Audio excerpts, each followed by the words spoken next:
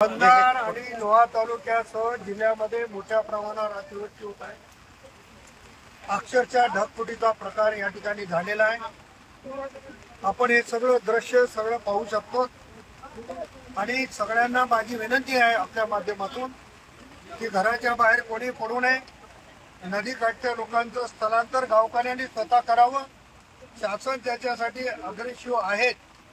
आताच राज्याचे मुख्यमंत्री आदरणीय फडणवीस साहेब आणि राज्याचे उपमुख्यमंत्री अजितदादा पवार साहेबांचं माझं बोलणं झालेलं आहे। त्याने माननीय जिल्हाधिकारी, माननीय तहसीलदार आणि सर्व यंत्रणेला सूचना दिलेली आहे।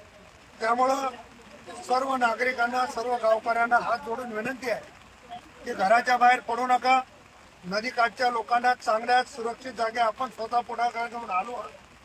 जनावरं सोडू नका आणि शाळा बंद करण्याच्या सूचना माननीय शिक्षणाधिकारी देत आहेत, तेव्हा शाळेमध्ये मुले पाठवू नका अशा पद्धतीची विनंती माझी आपल्या माध्यमातून करतो।